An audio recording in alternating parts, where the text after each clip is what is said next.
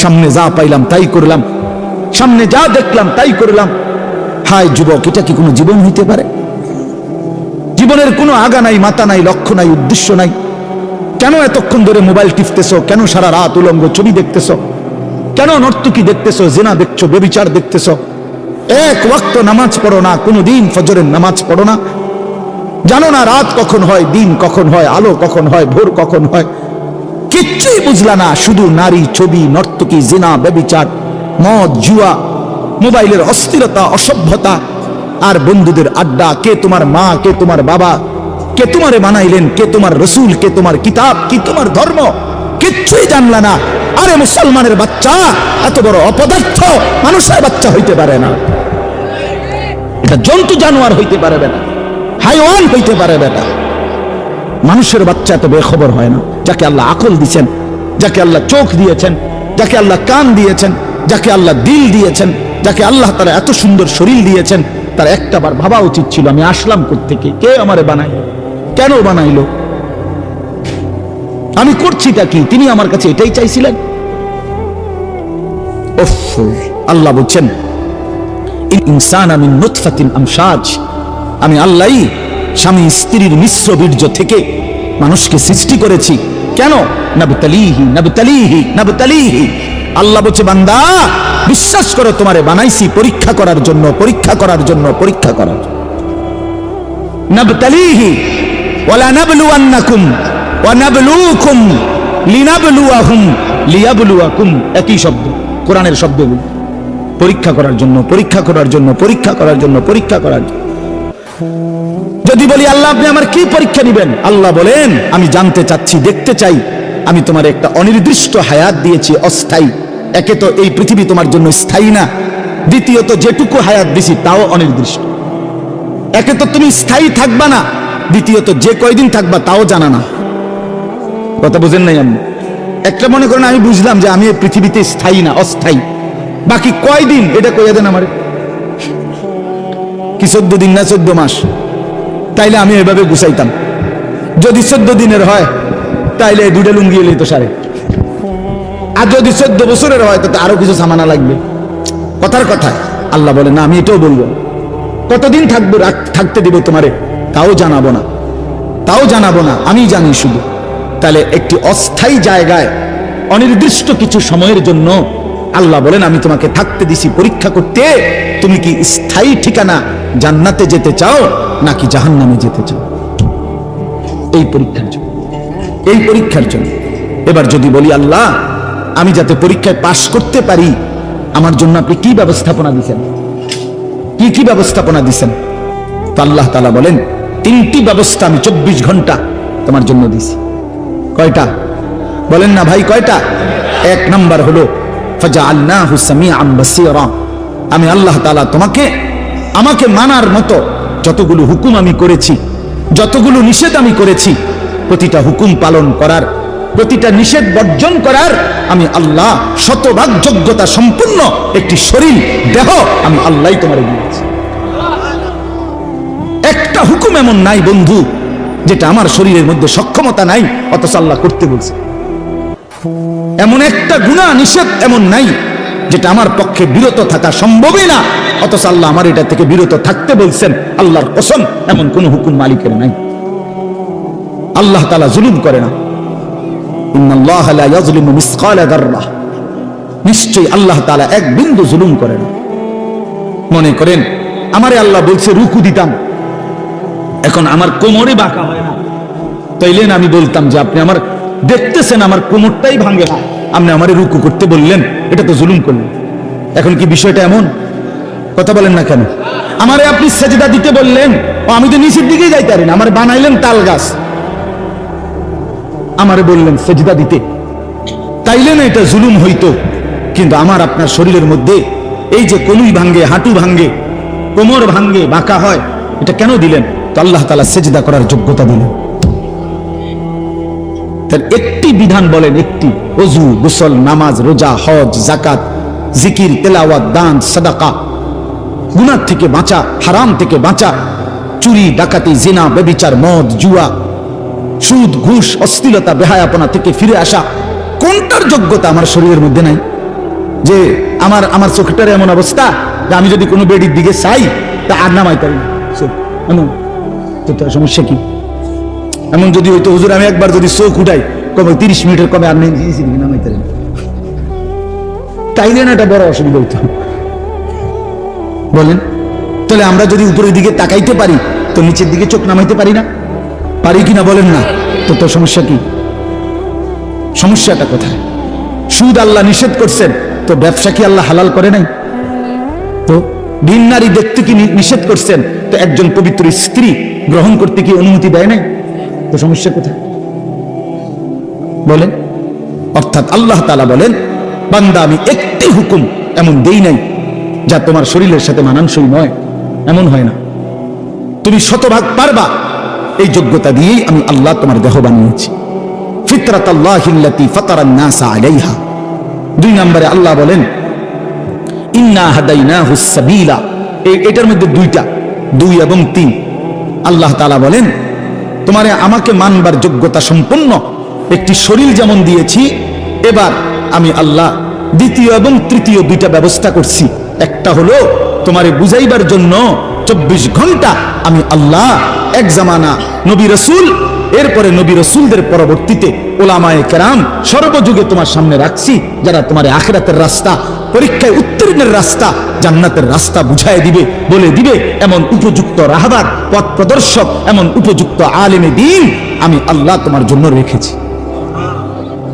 বলেন এখানে একজন বয়স্ক লোক বলেন আজ থেকে 30 বছর আগে, 50 বছর আগে আপনি শুনছেন যে 1 বছর এরকম হয়েছে, সকালে উঠতে মানুষে দেখছে যে দেশে কোনো হুজুর নাই? 1990 সালে এরকম একবার হয়েছে। হ্যাঁ কথা বলেন, 1986 সালে একবার এরকম হয়েছে নাকি? এমন ঘটনা ঘটছে কখনো? না, ঘটে নাই। এমন ঘটনা ঘটে নাই। আল্লাহ তাআলা তার জমিনে তার প্রতিটি বান্দাকে বুঝাবার জন্য উপযুক্ত আলেমে দ্বীন এই জমিনের মধ্যে রেখেছেন। 3 নাম্বার হলো আল্লাহ তাআলা বলেন, আমি বুঝবার জন্য তোমার সামনে 24 ঘন্টা সর্বসময় আমার আসমানি কিতাব কোরআন তোমার সামনে রেখেছি। তাইলে তোমারে মানবার মতো যোগ্যতা সম্পন্ন একটা শরীর দিছি, তোমারে বুঝাইয়া বলার জন্য নবী রাসূল এবং উলামায়ে কেরাম দিয়েছি, তোমারে বুঝবার জন্য কিতাব দিয়েছি, এরপরেও বান্দা কেন পারলাম? কি উত্তর দিবেন তখন? বলেন ভাই, বলেন বাপ, কি জবাব হবে তখন আমাদের? আমরা কি বলবো তখন? 2টা প্রশ্ন আল্লাহ এবং রাসূল হাসরের ময়দানে করবে। একটা হলো দুনিয়াতেই করছে আল্লাহ, এটা কোরআনে আছে, ফাবি আইয়ি হাদিসিন বাদাহু ইউমিনুন। আমি নিয়মিত বলি এই কথাটা, কোরআন শরীফে আছে, আল্লাহ বলছেন, বান্দা আমি 23 বছরে 30 পারা কোরআন নাজিল করেছি। আমি আল্লাহ আমার সর্বশ্রেষ্ঠ কালাম তোমাদের জন্য দিয়েছিলাম। আমি এক একটা কথা বান্দা বারবার এই কোরআনের মধ্যে বলছি, আকিমুস সালাহ, আকিমুস সালাহ, আকিমুস সালাহ, আকিমুস সালাহ। বান্দা তুমি জানো আমি 80 বারের চাইতে বেশি তোমারে বলছি নামাজ পড়ো, নামাজ পড়ো, নামাজ পড়ো, নামাজ পড়ো। এত শ্রেষ্ঠতম কিতাব বললাম, 30 পারা কোরআন দিলাম, এতবার বললাম। আল্লাহ জানতে চাইছে কোরআনে, বান্দা এরপরে আর কোন কথা বললে, এর চাইতে দামি আর কোন কিতাব দিলে তুই নাফরমান আমার কথা মানতি? এই বেনামাজি বেঈমান, আর কোন আল্লাহ বললে, আর কতবার বললে কোরআনের চাইতে দামি আর কোন কিতাব নাজিল করলে তুই নাফরমান সেজদা দিতি? বলেন। আল্লাহ জানতে চাইছে যে আমি আর কি বললে, আমি আর কেমনে বললে বান্দা, আমি আর কতবার বললে বান্দা আমারে মানতা? হায় হায়, ওফ! কোরআনুল কারীমের মধ্যে 89 বার, 8, 9, 89 বার এই কথাটা আছে, ইয়া আইয়ুহাল্লাযীনা আমানু, হে ঈমানদারগণ, হে ঈমানদারগণ, হে ঈমানদারগণ। বিশ্বাস করে 89 বার আল্লাহ ডাকছে, হে আমার ঈমানদারগণ, হে আমার বান্দা, ওই আও না। এতবার বললেন, আর কতবার বললে আমরা আল্লাহকে সেজদা দিতাম? বলেন ভাই আমার ছেলেরা, বলো বাবা। আর কতদিন বললে ফজরের নামাজ পড়তা? খোদার 365 দিনে কোনদিন ফজরের নামাজ পড়ো না, একদিনও না। তুমি মানুষের বাচ্চা, তুমি মুসলমানের বাচ্চা, কোন মার ঘরে জন্ম নিছ? নাফরমান, কোনদিন মালিকের কথা মনে পড়লো না? ভোরের আলো কোনদিন দেখলা না? সুবহে সাদিক কোনদিন দেখলা না? কোনদিন ভোরের আলো দেখলা না? আহা, এ কেমন হয় মানুষ? মুসলমান, ওই যে দেখেন, এই অপদার্থ দেখেন, দেখছেন? হ্যাঁ, এটাই জিন্দেগি। কারে বলে, কি বলে, কেন বলে, কার জন্য বলে, এগুলো আমার দরকার। আমার শাহওয়াত, আমার বন্ধুদের আড্ডা, আমার বান্দ্রামি, এই আমার জিন্দেগি। হ্যাঁ হ্যাঁ, আমি ছাড়তে রাজি না বাপ, আমি ছাড়তে রাজি না। আজ অভিভাবকরা আপনারা নিজ নিজ সন্তানের ব্যাপারে এই পরিমাণ গাফিল হয়ে গেছেন। সবাই বিল্ডিং দেখায়, বিল্ডিং, হুজুর ঘর ইয়ান করছি, কিন্তু দোয়া করে দেয়। কিতা দোয়া করতো? বিল্ডিং এর আবার দোয়া কিতা বলেন? ইট বালুর কি দোয়া? এটা কিতা দোয়া করতো? হ্যাঁ, মোটরসাইকেল কিনছি হুজুর, কিন্তু দোয়া করে দেন। মোটরসাইকেলের দোয়া, প্রাইভেট কারের দোয়া, প্রাইভেট কারের বইয়ে ভিতরে বইয়ে দোয়া করলেন, যাইতে এটা ভিতরে ঢুকাই, হুজুরের ভিতরে বইয়ে কিন্তু দোয়া করে। কি দোয়া করতো বেটা? হায় হায় হায়, ছাদ ডালাই আজকা দোয়া করে দেন, আজকে ছাদ ডালাই।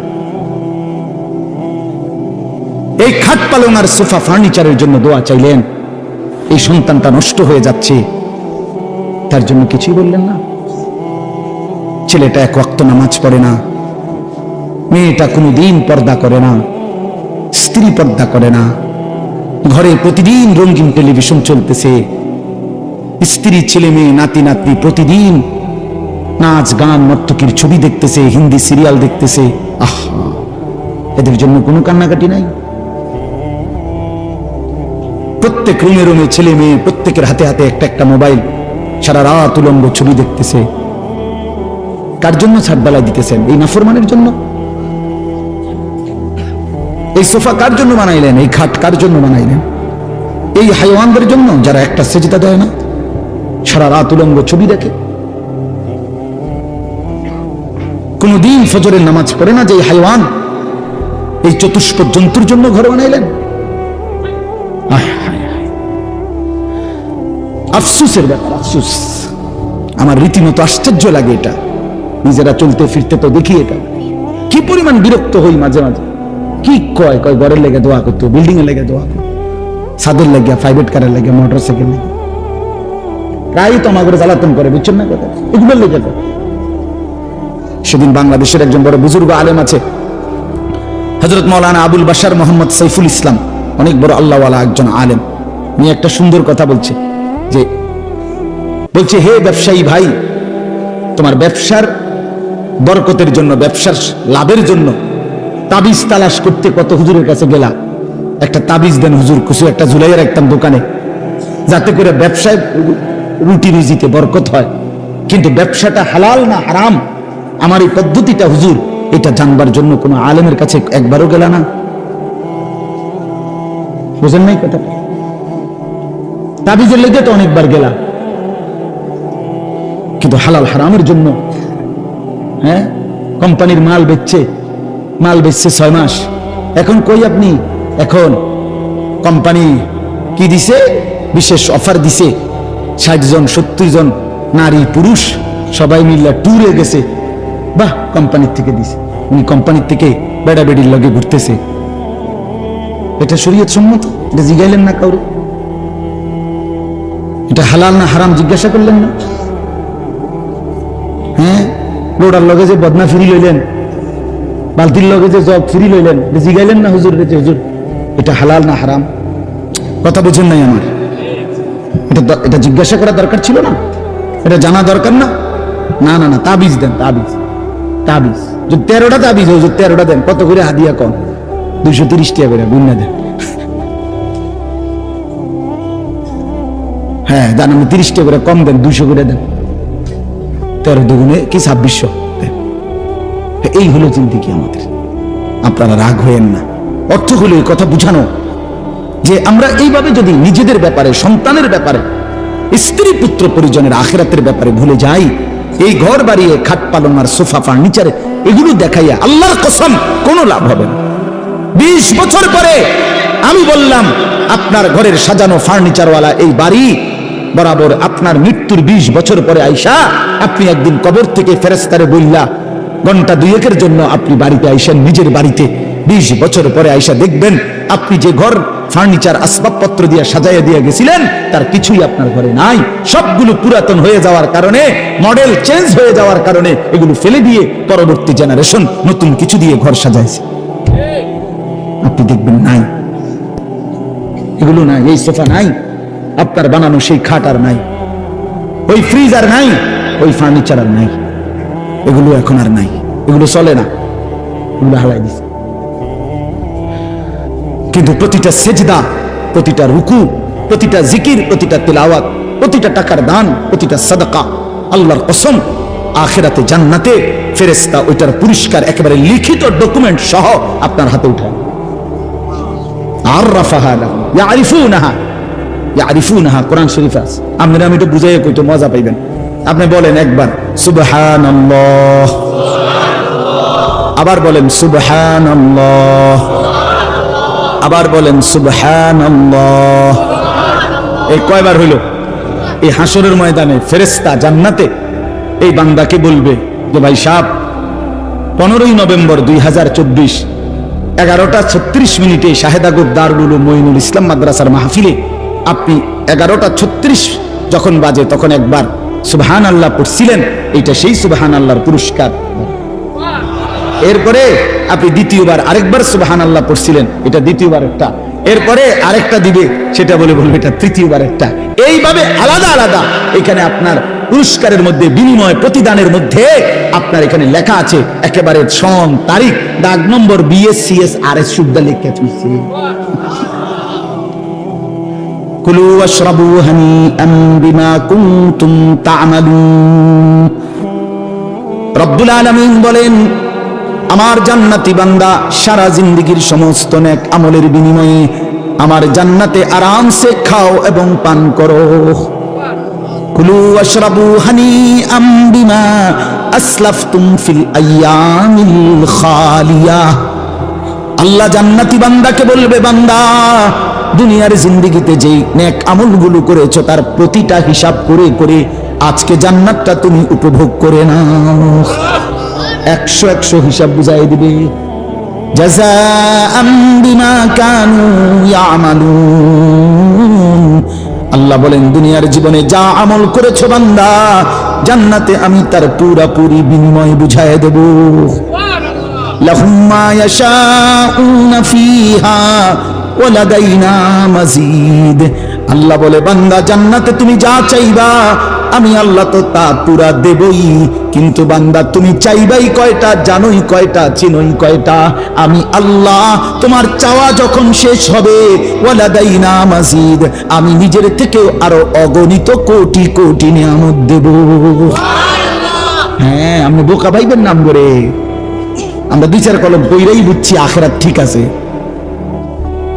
ছেলেরা নিজের চালাক ভাইব না, নাফরমান চালাক হয় না। পাপী কখনো চালাক নয়, পাপী বোকা।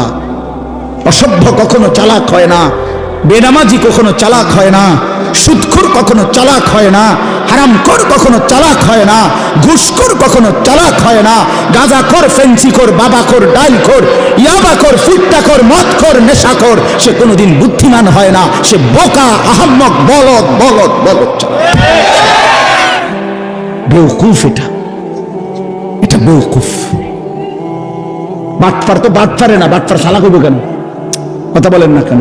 মনে করেন এইতে 3টা কমলা ফসা দিয়া 1 ডজন বেচে লাইছে, 12টা বিতে 3টাই ফসা। আমি করেন মাশাআল্লাহ চালাক দেখছেন কেমন? না না, হে সিটারে নাই, চালাক কি? কথা বলেন না কেন? হয় বাটফার, হয় চালাক হবে কেন? 100 গ্রাম গোস্ত কম দিয়া 1 কেজি বেচে লাইছে, হে চালাক, হে বাটফার, হে সিটার। তো সিটার তো সিটারে না, হে চালাক হবে কেন? সুদখোর তো সুদ করে না, হেরে চালাক বলেন কিত্তে নাম? মিথ্যাবাদী তো মিথ্যাবাদী না, পরে আপনি চালাক বলবেন কেন? কথা বলেন না কেন? চালাক হবে কোন যুক্তিতে?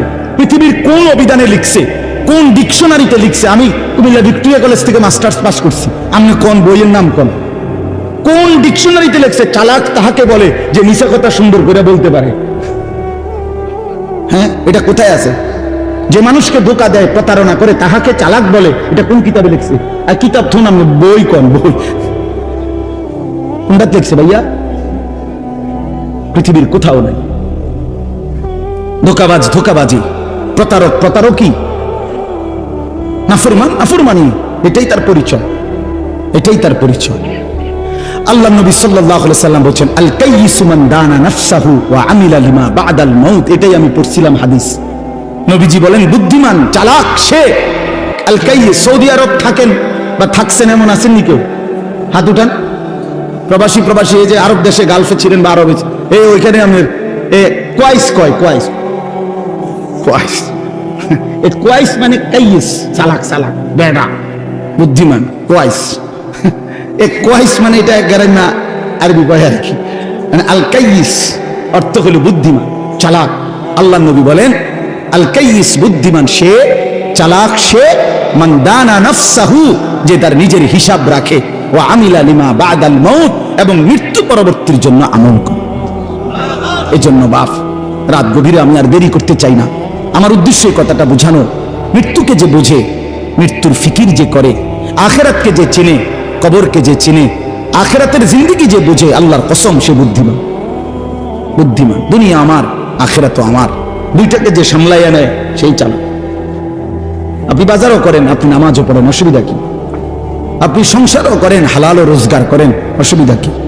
ইসলাম তো, ইসলাম মানা মানে তো বউ ছেড়ে দেওয়া নাকি? ইসলাম মানা তো সন্তানাদি ছেড়ে দেওয়া নাকি? আল্লাহকে মানা মানে তো বাজার ব্যবসা লেনদেন সব বন্ধ করে আফ্রিকার জঙ্গলে গিয়ে বসে যাওয়া নাকি? তো কি কোনটা বলতে মানা করছে? কিছুই তো নিষেধ করে নাই, শুধু আল্লাহকে ভুলতে নিষেধ করছে, আল্লাহর হুকুম ভুলতে নিষেধ করছে, আখিরাত ভুলতে নিষেধ করছে। আল্লাহ বলছে বান্দা দুনিয়া নেও, দুনিয়া কামাই করতে হালাল। কেউ যদি অজস্র কোটি টাকার মালিক হয়, এটা তো দোষের না, দোষের না। হারাম টাকার 10 টাকাও তো ক্ষতিকর। হযরত আব্দুর রহমান ইবনে আউফ একজন সাহাবী ছিলেন, বেহেশতের সুসংবাদ প্রাপ্ত 10 জনের একজন, আশারায়ে মুবাশশারা যাদেরকে বলে, এর মধ্যে উনি একজন। আব্দুর রহমান ইবনে আউফ রাদিয়াল্লাহু তাআলা আনহু, উনি এত বড় ব্যবসায়ী ছিলেন মদিনার। কিতাবে আছে উনার এক এক দিন ব্যবসার মাল মদিনার বাজারে চালান আসতো পাইকারি 100 উট বোঝাই মাল। একদিনে, এক এক দিনে মাল আইতো 100 উট বোঝাই মাল মদিনার বাজারে ওনার গুদামে নামতো। উনি কত বড় ব্যবসায়ী ছিলেন সেই জামানায়, আজ থেকে 1500 বছর আগে। তো কি হয়েছে এতে? হালাল তো হালালই, হারাম থেকে বাঁচা। এই জন্য মৃত্যুকে মনে রাখা, আখিরাতকে মনে রাখা, কবরকে মনে রাখা, কিয়ামতকে মনে রাখা, হাসরের মাঠকে মনে রাখা, এটাই আমাদের জিন্দেগির পুঁজি। আর এই কোরআনুল কারীমের মধ্যে আল্লাহ তাআলা এটাই বারবার বারবার মনে করায় দিয়েছে। আল্লাহ বলছে বান্দা যাই করো শুধু এদ্দুর মনে রাখো, এটা থাকবে না, এটা থাকবে। দুনিয়া যতই সাজাও বান্দা মনে রাখো, তুমিও থাকতা না, দুনিয়াও থাকতো না। তুমিও যেমন মৃত্যু হবে, এই কায়নাতেরও মৃত্যু হবে। এই দুনিয়ার প্রত্যেক মানুষের মৃত্যু হলে সেটারে মৌত বলে, আর একদিন গোটা সৃষ্টি জগতের মৃত্যু হবে, সেটারে কিয়ামত বলে, সেটারে কিয়ামত বলে। কেউ থাকবে না, আল্লাহ কথাটা বারবার মনে করাইছে। তোমার যেমন মৃত্যু হবে, সৃষ্টি জগতেরও মৃত্যু হবে। ইযাস সামাউন ফাতারাত ওয়া ইদাল কাওয়াকিবুন তাসারাত। আল্লাহ বলেন ইযাস শামসু কুফিরাত। আল্লাহ তাআলা এভাবে বারবার বলছেন ইযাস সামাউন শাক্কাত, আসমান ভেঙে যাবে, চূর্ণ বিচূর্ণ হয়ে যাবে, তারকারাজি খসে খসে পড়বে, সূর্য চন্দ্র আলোহীন হয়ে পড়বে। আল্লাহ তাআলা বলেন ইদা রাজ্জাতিল আরদু রাজ্জা, জমিন পাউডারের মতো রেজা রেজা পাউডার হয়ে যাবে। আল্লাহ তাআলা বলছে পাহাড়গুলো তুলার মতো ধুলির মতো উঠতে থাকবে। আল্লাহ বলছে বান্দা একদিন আমি গোটা কায়নাত আমি শেষ করে দেব, আমার সংসার আমি গুছায় ফেলবো, আমার এই কায়নাত আমি আল্লাহ তাআলা ইসরাফিলের সিংহার ফু দিলে আমি আল্লাহ তাআলা গুটিয়ে ফেলবো। এই কথাটাই আপনাদের সামনে এখানে আমি শুনাইতে চাই, এই অল্প একটু শুনে। আল্লাহ তাআলা এখানে এই কথাটাই তুলে ধরছেন কোরআনের বহু সূরায়, যে বান্দা এই সৃষ্টি জগৎ একদিন থাকবে না, কিয়ামত হবে, একদিন ইসরাফিল ফু দিবে। ইসরাফিল যেদিন ফু দিবে, কোরআনে এই বর্ণনাটা দুই ভাবে আছে। একটা হলো ইসরাফিল প্রথমবার ফু দিবে, আরেকটা হলো ইসরাফিল দ্বিতীয়বার ফু দিবে। ইসরাফিল মোট 2 বার ফু দিবে। প্রথমবার ফু দিলে জমিনের মধ্যে ভূমিকম্প শুরু হবে। আল্লাহ বলেন এই ভূমিকম্পটা গোটা পৃথিবী একসাথে, আমার সৃষ্টি পুরাটা একসাথে নড়বে। ইন্না জালজালাতাস সাআতি শাইউন আযীম। আল্লাহ বলেন, বান্দা, দুনিয়ায় বহু ভূমিকম্প তুমি দেখছো, তবে মনে রেখো কিয়ামতের ভূমিকম্প, ইসরাফিল ফু দিলে প্রথম যে ভূমিকম্প হবে, কিয়ামত সংঘটিত হওয়ার জন্য, গোটা সৃষ্টিটা ভেঙে চুরে যাওয়ার জন্য, সেটা হবে বড়ই ভয়ানক। সেটা বড়ই ভয়ানক। ইয়াউমা তারাউনাহা তাযহালু কুল্লু মুরদিআতিন আম্মা আরদাআত, কোরআন শরীফে আছে। এই প্রথম ভূমিকম্প যখন শুরু হবে জমিনে, ইসরাফিলের ফু শুরু হবে, সবকিছু যখন ভাঙতে শুরু করবে, আল্লাহ তাআলা বলেন, যে মা তার দুধের বাচ্চা কোলে দুধ খাওয়াচ্ছিল, ওই মা সন্তানকে ছুঁড়ে ফেলে দিয়ে পাগলের মতো ছুটতে থাকবে। ওয়াতাদাউ কুল্লু যাতি হামলিন হামলাহা, যে মায়ের পেটের বাচ্চা 10 মাস পূর্ণ হয়ে গেছে, এই আর ঘন্টা 2-4 ঘন্টা পরে বাচ্চাটা প্রসব হবে। আল্লাহর কসম, আল্লাহ কোরআনে বলছে, সেই গর্ভধারিণী মা 10 মাস যে তার সন্তানকে গর্ভে লালন করেছে, ইসরাফিলের ফু দিলে জমিনের কম্পন যখন শুরু হবে, ভূমিকম্প, তখন এই গর্ভধারিণী মা এভাবে দৌড়বে, এভাবে ছুটবে, নিজের বাচ্চা নিজের থেকে খালাস হয়ে পড়ে যাবে, বা ফিরেও তাকাবে। ও তারা নাসা সুকারা, আল্লাহ বলে সমস্ত মানুষগুলো বাতালের মতো দৌড়তে থাকবে। এইভাবে সবকিছু কাঁপতে কাঁপতে, সবকিছু কিছু দূর গিয়া গিয়া ভাঙ্গা ভাঙ্গা পড়বে, মুখ থুবড়ে পড়বে। তো আল্লাহ রাসূল সাল্লাল্লাহু আলাইহি সাল্লাম বলেন, সমস্ত কিছু এই সৃষ্টি জগতের যা আছে আল্লাহ ব্যতীত সব কিছুই প্রথম ফুঁয়ের পরে কাঁপতে কাঁপতে ভূমিকম্পের মতো হয়ে জমিনের তলদেশে চলে যাবে। মাটির উপরে তখন একটি সুতা আর থাকবে না, আর কিছুই। এই হলো কিয়ামত, প্রথম ফুঁ, প্রথম ভূমিকম্প। নির্দিষ্ট একটা সময় পরে আবার আল্লাহ তাআলা ইসরাফিলকে জীবিত করে আবার বলবেন, আরেকটা ফুঁ দাও। একটি নির্দিষ্ট সময় পরে, সেই সময়টা কতদিন? হাদিসের একটি বর্ণনা থেকে, নবীজির একটা বর্ণনা থেকে মুহাদ্দিসিনে কেরাম বলছে, এই দ্বিতীয় ফু আর প্রথম ফুর মাঝখানে, প্রথম ফুতে সব কিছু যখন কবরে চলে যাবে, তখন হতে পারে দ্বিতীয় ফু দিতে দিতে মাঝখানের সময় 40,000 বছর। আমার বন্ধু, আমার বাপ, আমার ভাই, রাত হইছে, কষ্ট সবাই করতেছেন, এতটুকু তো ভাবেন, সর্বশেষ যেই লোকটা কবরে যাবে, শেষ হতে পারে তাকে কবরেই থাকতে হবে 40,000 বছর। তো এখন যারা মরতেছে তারা কবরে আছে আজকে কত বছর? নবীজি সাল্লাল্লাহু আলাইহি সাল্লামের জামানায় যারা মারা গেছে, তারা আজকে কতদিন কবরে? ওই নূহ আলাইহিস সালামের জামানায় যারা মারা গেছে, তারা আজকে কতদিন? ভেবে দেখেন। আচ্ছা, এই শেষ লোকটাই যদি 40,000 বছর থাকতে হয়, আর যদি কবরের আযাব হয়, তার কি পরিমাণ কষ্ট পাবে সে, কি পরিমাণ কষ্ট পাবে? আল্লাহ রাসূল সাল্লাল্লাহু আলাইহি সাল্লাম বলেন, কবরের প্রথম শাস্তিটা কি? কোন ব্যক্তি যখন কবরের প্রশ্নের জবাব দিতে পারবে না, তখন আল্লাহর পক্ষ থেকে ফেরেশতাদেরকে বলবে, কাযাবা আবদি, আমার বান্দা মিথ্যা বলেছে। ফাআফরিশুহু মিনান নার ওয়ালবাসুহু মিনান নার ওয়াফতাহু লাহু বাবান ইলান নার। আল্লাহ বলবে ফেরেশতাদেরকে, ফেরেশতারা আমার এই নাফরমান বান্দার কবরের মধ্যে জাহান্নামের বিছানা বিছিয়ে দাও, আগুনের পোশাক পরিয়ে দাও, আর জাহান্নাম বরাবর তার জন্য একটা দরজা খুলে দাও।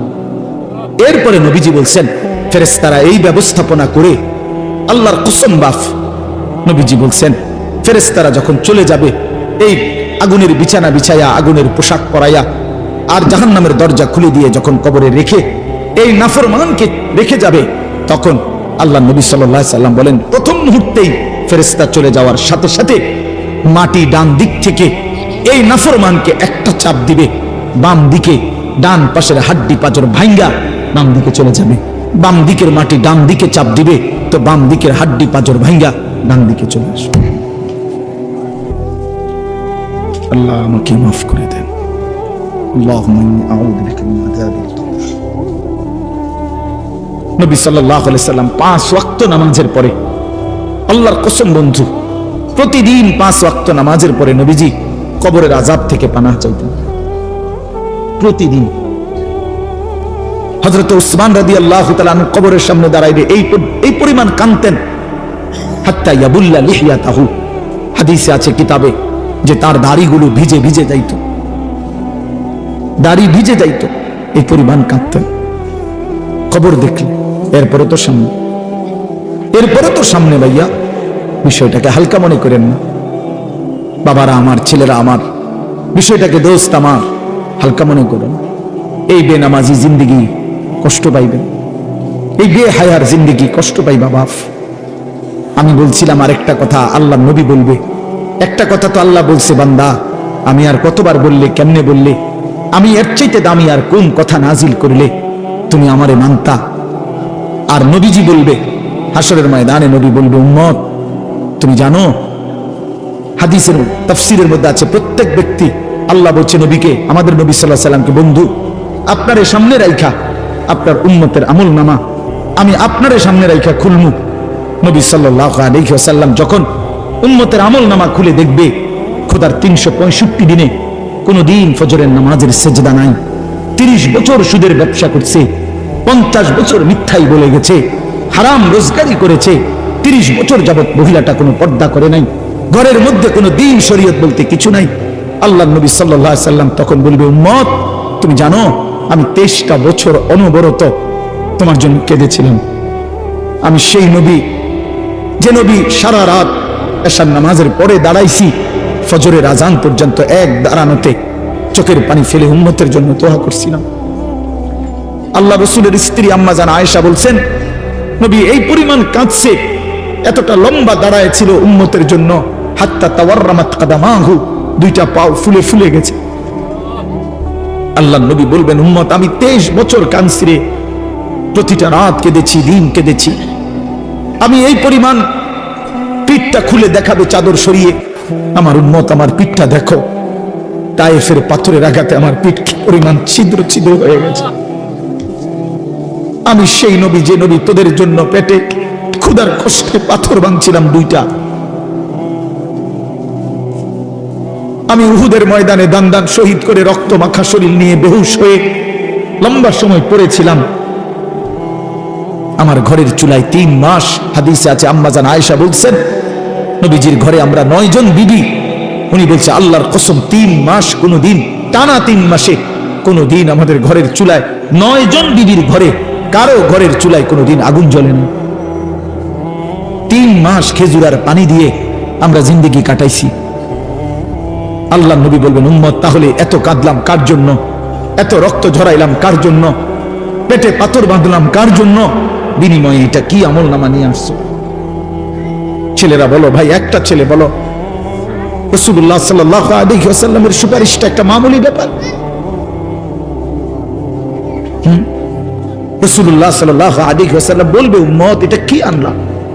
আমি এই আমল নামা নিয়া আমার মতো এত বড় শ্রেষ্ঠ রাসূলের উম্মত তুমি, আমি মালিকের সামনে দেখামু কেমনে, এটা দেখামু কেমনে? আরে চেয়ারম্যান ভাই আপনি কেমনে দেখাইবেন? আপনার অনুসারী যদি, আপনার অঞ্চলের একজন মানুষের যদি পুরাটা পৃষ্ঠার মধ্যে 110টা মামলা থাকে, আপনি তার জন্য কেমন?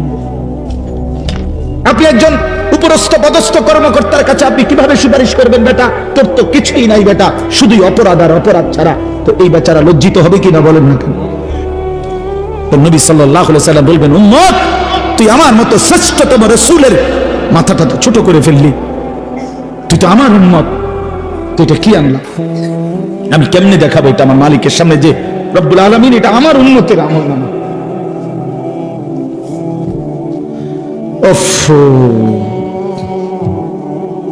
চলেন ভাই,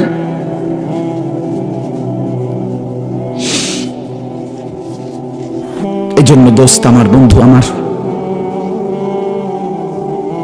আমি দিবানিশি এই চিৎকার চেঁচামেচি করি, এই আহাজারি আমার অনেক দিনের।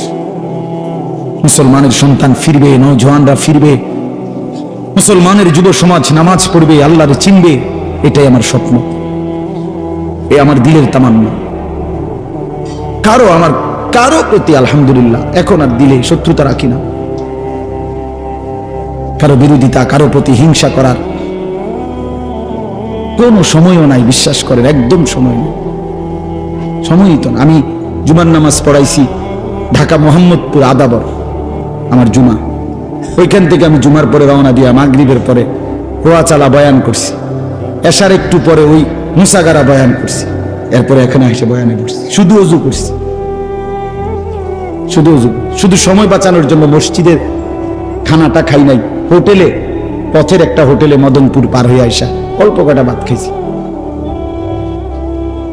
এটা বলার উদ্দেশ্য হলো কেরামতি বুজুর্গি বুঝানো না, আল্লাহর কসম বুঝানো হইল এই কথার ফিকির যে কাউরে প্রতিপক্ষ ভাববার কোনো দরকার নাই, কোনো দরকার নেই।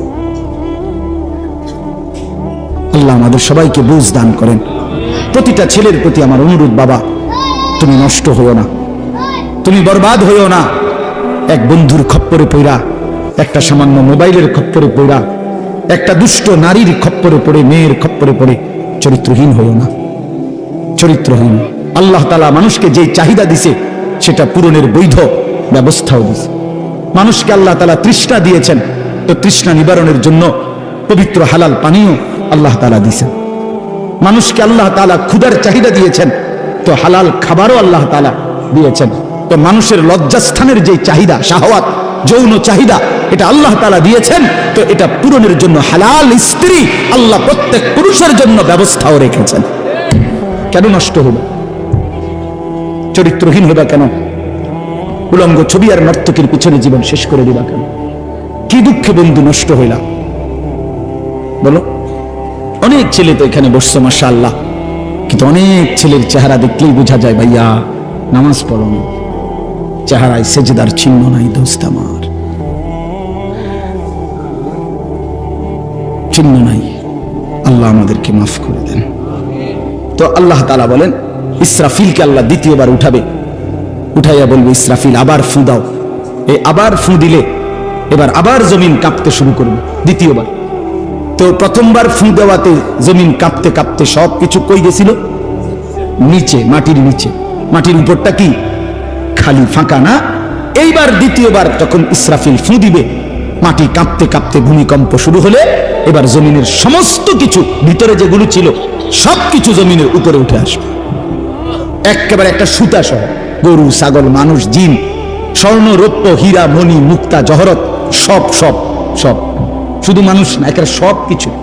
একেবারে আদম আলাইহিস সালামের জামানা থেকে ইসরাফিলের ফু পর্যন্ত যত কিছু মাটির তলে গেছে সব মাটির উপর উঠে আসবে। ইদা জুলজিলাতিল আরদু জিলজালাহা, আল্লাহ তাআলা বলেন এই দ্বিতীয়বারের ভূমিকম্প জমিনে যখন হবে, ওয়া আখরাজাতিল আরদু আসকালাহা, জমিন তার তলদেশ থেকে তার ভেতরে যা কিছু বোঝা জমিনের মধ্যে ছিল সব কিছু সে জমিনের উপরে তুলে দিবে।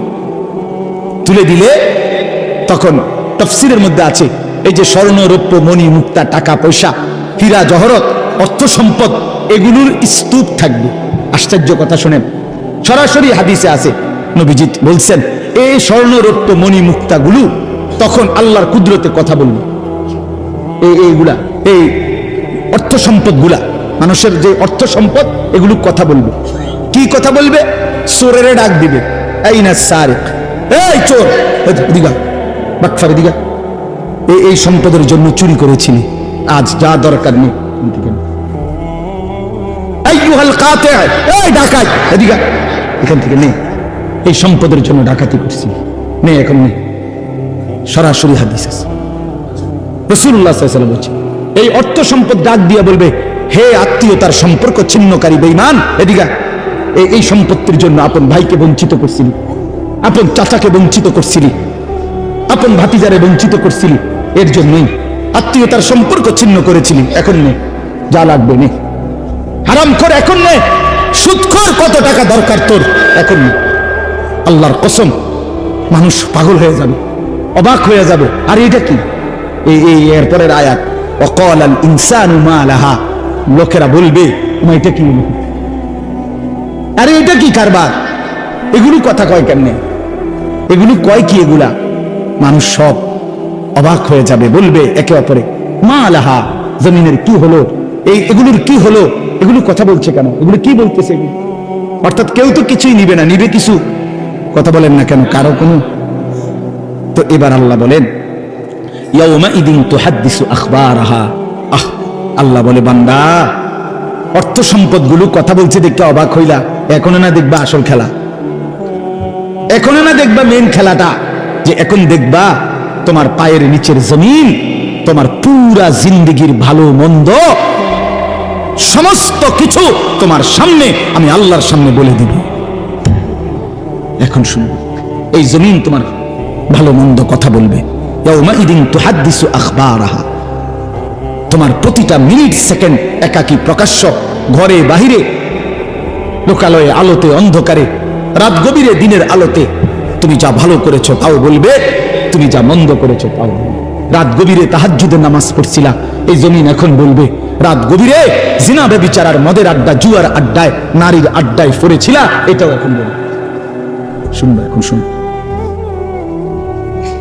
তখন লোকেরা বলবে, হায় জমিন কেমনে কথা বলে, সম্পদ কেমনে কথা বলে।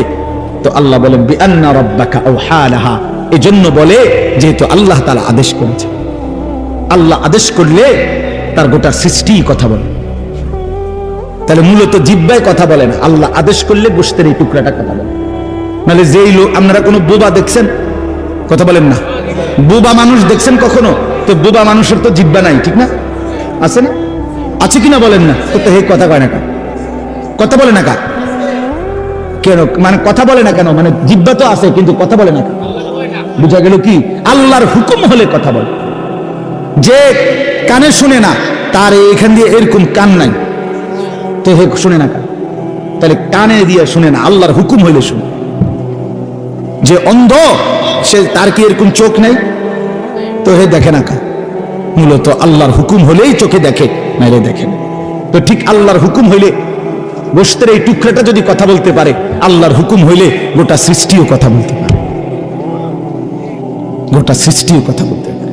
এবার আসেন, এই শেষ ইয়াউমাইদিন ইয়াসদুরুন নাসু আশতাতাল লিয়ারাউ আমালাহুম, ফেরেশতারা সমস্ত মানুষকে দলে দলে দলে দলে গ্রুপ গ্রুপ করে ভাগ করে দিবে। আর এই ভাগে ভাগে লোকেরা নিজেদের পুরা জিন্দেগীর আমলনামা দেখার জন্য, নেওয়ার জন্য নির্দিষ্ট জায়গায় যাবে।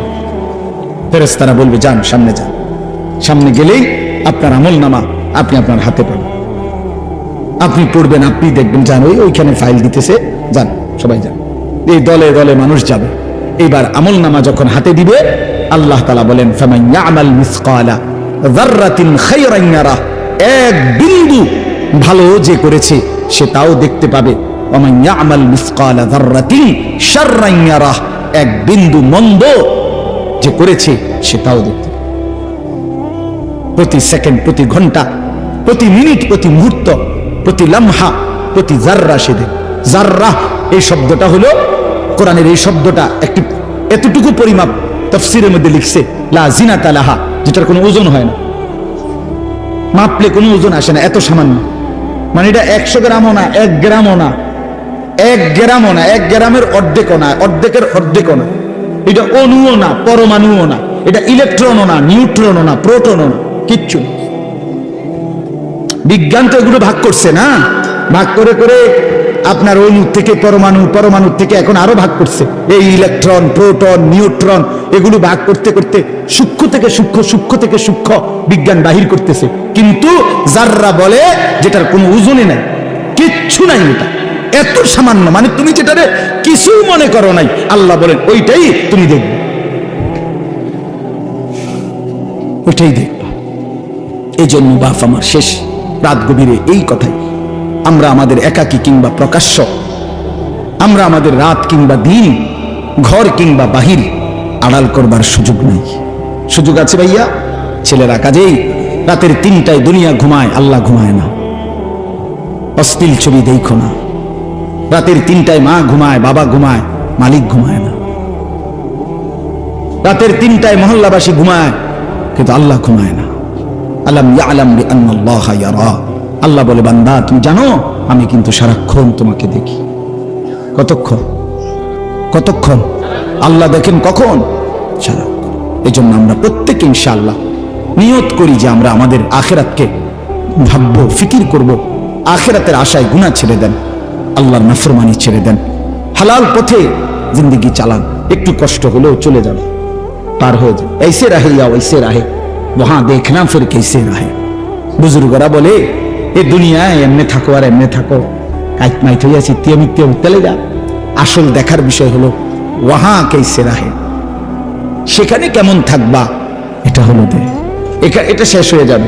আজ রাত যার বাসর রাত, তারও ভোর হবে। আজকের রাত যার জেলখানায় ফাঁসির রাত, তার রাতও কি হয়ে যাবে? অট্টালিকার মানুষটাও মরে যাবে, জীর্ণ কুঠিরের মানুষটাও মরে যাবে। কোনোদিন দুঃখ যে দেখে নাই সেই সুখী মানুষটাও কবরে চলে যাবে। কোনোদিন সুখ যে দেখে নাই সেও মরে যায়। আমিও না, আপনিও না, বাবাও না, সন্তানও না, মাও না, কেউ না, কেউ থাকবে না, কেউ না, কেউ না। আজকে আমরা কবরবাসীদের স্মরণ করে দোয়া করি, এই আগামী 20 বছর 30 বছরের মাথায় আমাদেরকে স্মরণ করে, আমাদেরকে কবরবাসী মনে করে, আমাদের পরবর্তীরা মনে করে। এই না জিন্দিগি? কথা বলেন না, এই না জিন্দিগি? এই জন্য আমরা ইনশাআল্লাহ সবাই মিলে ফিকির করি নিজের ভালো, নিজের কল্যাণ। এতটুকু যদি কারো বিবেক না থাকে ভাইয়া, তো সে বুঝলো কি? এই জন্য নিজের ভালো দেখেন। ওয়ালা তুলকু বিআইদিকুম ইলা তাহলুকা, আল্লাহ বলছে বান্দা নিজেরে নিজে ধ্বংসের দিকে ঠেলে দিও না, নিজের এত বড় ক্ষতি করো না বান্দা। এই পৃথিবী তুমি গেলেও থাকবে। এই আমরা যারা মনে করি, হ্যাঁ অনেক বয়স্ক মাঝ বয়সী লোক আছে, আমি থাকতে যদি আমার জিফুটটিরে একটু ঘর দুয়ার জাগা জমি দলিল টলিল একটু লাইন ফাইন করে দিয়ে যাইতে না পারি, আমি মরলে তারা কেমনে চলবো, কেমনে খাইবো? হেবড়া কয় চা দোয়ানে বইয়া বইয়া, হেবড়া কেমনে চলবো তারা? না চাচা, আমনি মরলে আর পৃথিবীতে কামাই রোজগারি উপার্জন সব বন্ধ হয়ে যাবে। আমনি শেষ কামলা, পৃথিবীর শেষ কামলা আমনে। আমনি মরার পরে মানুষ সব আপনার জিফুট বহন খাইব চা দিয়া বিজাইয়া। না ভাত তরকারি তো নাই, আমনি মরলে কি আর ভাত তরকারি আগে দিত? আমনি মরলে ইট বালু সিমেন্ট ভাত তরকারি চাল ডাল এটি পৃথিবীর থেকে ফেরেশতারা নিব। এটি কথা হইল? কোনো কথা বলেন, এটা কোনো কথা হইল? এই পৃথিবীতে আল্লাহ তাআলা যাকে হায়াত দিছেন তার জন্য রিজিকও রাখছেন। অতএব দয়া করে এই ভুল না করি। কেন সুদের টাকায়, স্ত্রীর টাকায়, হারামের টাকায় সন্তানকে আপনি উপার্জনের জন্য দুনিয়া দেশে কিংবা বিদেশে কেন পাঠাইতে হবে? কে বলল আপনার? এই দায়িত্ব আপনার দিল কে? যে আমি বেটা জাহান্নামে গিয়া হইল তোরে বিদেশ পাঠান লাগবে সুদে টিয়া লইয়া, কিস্তিতে টাকা লইয়া? কেন বলেন না? এটা কোন ইনসাফের কথা হইল? এটা পৃথিবীর কোন আইনে আছে না আল্লাহর কোন আইনে আছে? তো এটা কি? এটা হলো লোভী। লোভী আমনে এবার কলজাটা খুললা চান, এবার কলজার ভিতরে হলো লোভ। এই জন্য এবার কিস্তি লইছে, সুদ লইছে, ফুতেরে টাকার মেশিন বানাইয়া পাঠাইছে বিদেশে, যে তুই শুধু টাকা পাঠাইবি, তোর চাচা জমি বেচবো, তোর জেডায়ও জমি বেচবো, উত্তর দিকের ইন্ডিয়া 10 শতক বেচবো, শুনছি টাকা রেডি রাখতে হবে। নাই তো কি? নাই তো কে বললো আপনারে হারামের মাধ্যমে আল্লাহর নাফরমানি করে স্ত্রী সন্তানের সংসার সাজাইতে? এই সংসার সাজে না, এই সংসার বরবাদ হয়। আল্লাহ তাআলা আমাদেরকে বুঝ দান করেন। চলেন হালালের উপরে চলি, আল্লাহকে রাজি খুশি করে চলি, 5 ওয়াক্ত নামাজের মাধ্যমে জিন্দেগি কাটাই। বলেন আলহামদুলিল্লাহ। আজকের এই মাহফিল আল্লাহ কবুল করেন, মাদ্রাসা আল্লাহ কবুল করেন। এতদিনের প্রাচীন মাদ্রাসা, এই মাদ্রাসার সাথে আমরাও প্রতি বছর সম্পৃক্ত থাকি, আসি, ভালোবাসি, মহব্বত করি। আল্লাহ তাআলা আপনাদের সবার ভালোবাসায় মাদ্রাসাটাকে কিয়ামত পর্যন্তের জন্য কায়েম করে দেন। যেই মেহমানরা এসেছেন আল্লাহ তাআলা আপনাদেরকে আফিয়ত দান করেন, আপনারাও মাদ্রাসাকে ভালোবাসবেন। সমস্ত বাবা ভাই চর্চায় দান করেন, মাদ্রাসায় দান করেন। আমার শায়েখ আরিফ বিল্লাহ আল্লামা মুফতি মুশতাকুর নবী কাসেমি হুজুর বলে, কোন মুসলমান যদি মাদ্রাসার সাথে 3 ভাবে সম্পর্ক রাখে, 1 নাম্বার মাদ্রাসার জন্য দোয়া করে, 2 নাম্বার মাদ্রাসায় সন্তানকে পড়তে দেয়, 3 নাম্বার মাদ্রাসায় দান সদকা করে, হুজুর বলে আমি আশা করি আল্লাহ তাআলা ওই ব্যক্তিকে হাসরের ময়দানে মাদ্রাসার তোলাবা ওলামাদের সাথেই ইনশাআল্লাহ হাসরের ময়দানে দাঁড় করান। এজন্য মাদ্রাসাকে ভালোবাসবেন, দোয়া করবেন, সন্তান পড়তে দিবেন, দান সদকা করবেন। বলেন ইনশাআল্লাহ, বলেন ইনশাআল্লাহ। আল্লাহ তাআলা আপনাদেরকে তৌফিক দেন, কবুল করেন। আমিন। সুবহানাল্লাহি ওয়া বিহামদিহি।